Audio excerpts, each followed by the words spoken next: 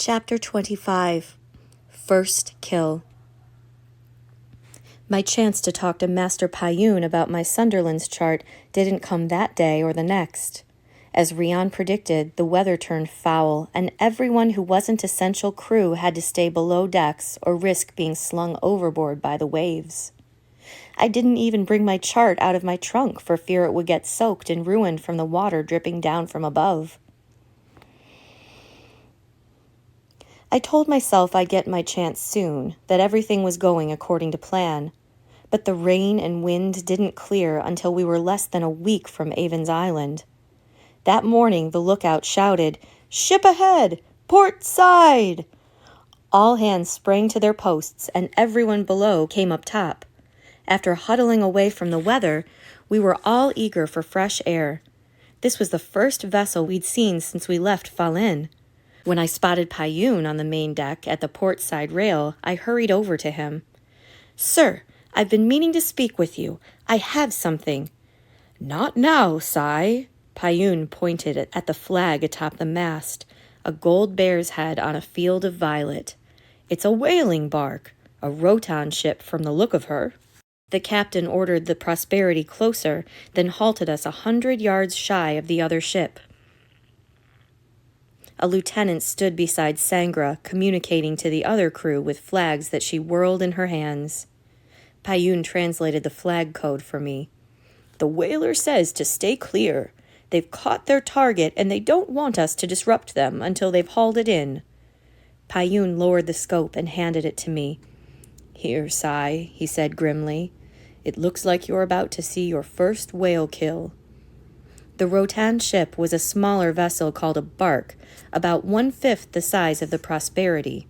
Its metal-plated hull and blocky stern gave it the look of a floating sledgehammer. It was armed to the teeth. Guns, harpoons, and great piles of nets crowded the deck. Payun pointed out the brick furnace near the foremast, which the crew used to boil out the oil from whale blubber. Their crew leaned over the starboard rail, concerned with something in the water that I couldn't see from our vantage point. Sangra ordered the Prosperity to swing around. As we turned and the whaler's starboard side came into view, I saw what the crew had been working on. They'd caught a small whale and held it trapped in a net hanging from a long beam that extended off the ship's deck. Its slick hide was white as a pigeon's egg. The whale thrashed around, but the net held it just high enough above the waterline to prevent it from swimming out. Mr. Lark joined us at the rail. "How extraordinary," said Lark, peering through his own scope. "I don't recall reading about this type of whale before. We may be witnessing the discovery of a new species." Payun scowled. "It's not new to those whalers. They've obviously hunted these animals for years. Your wife's hairpins back home are probably made from the bones of that very species." Lark wrinkled his nose.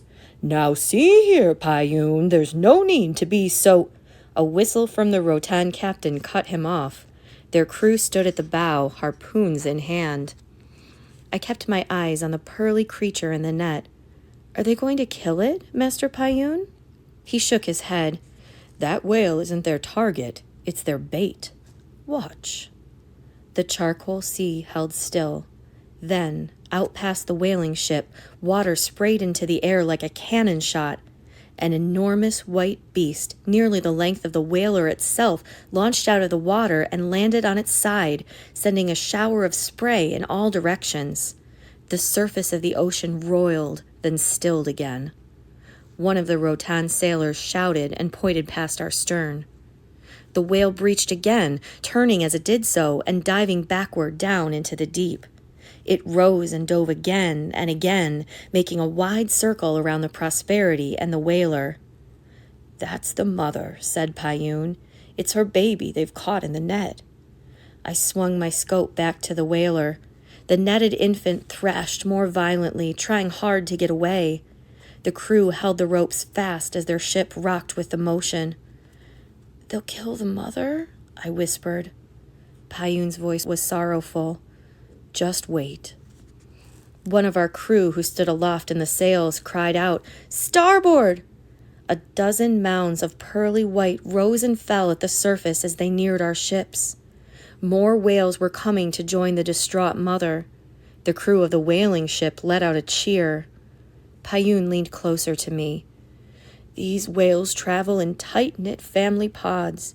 They think they've come to rescue the calf.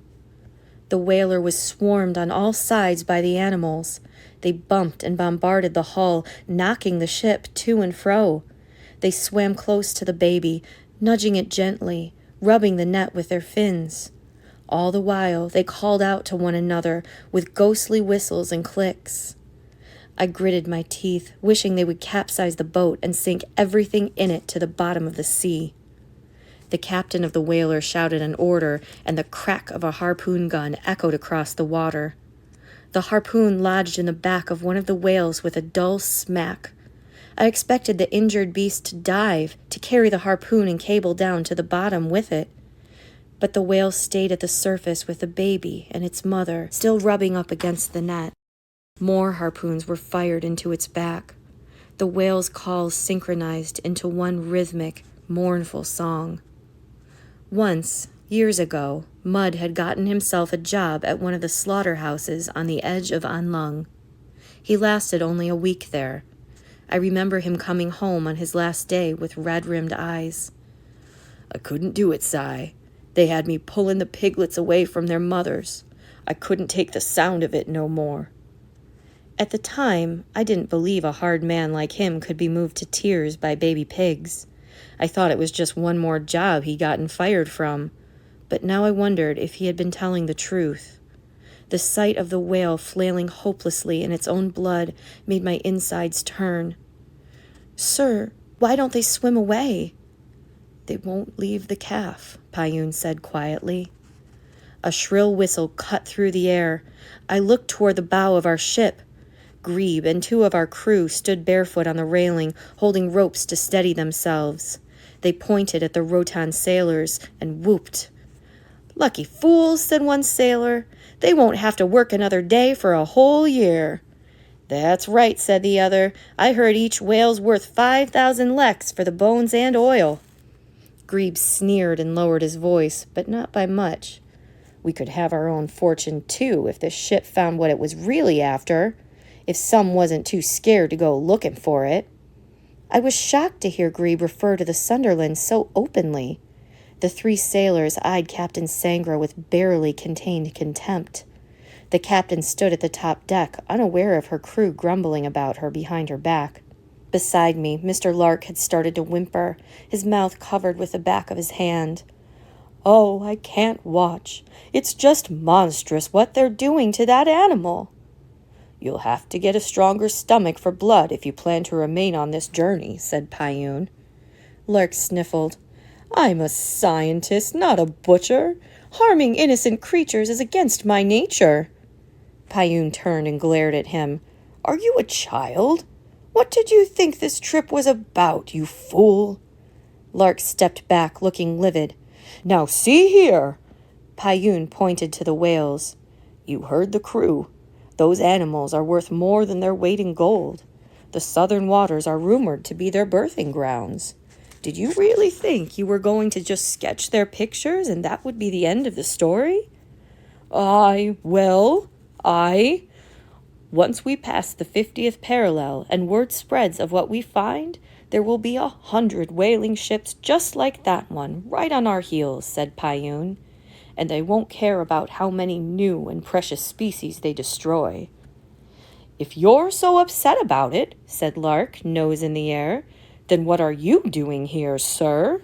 It's your map that will make it all possible. Payun clamped his mouth shut. He stared out at the whales, the wind whipping through the panels of his open coat. Without a word, he left us, pulled open the door leading down to his cabin, and let it bang behind him. Well, I never, said Lark, to no one in particular. Just because we're thousands of miles from home doesn't give him the right to abandon his manners. As I watched Payun's door swing on its hinges, that shaky feeling of doubt that had been swirling inside me for weeks turned to ice. How could I have missed this?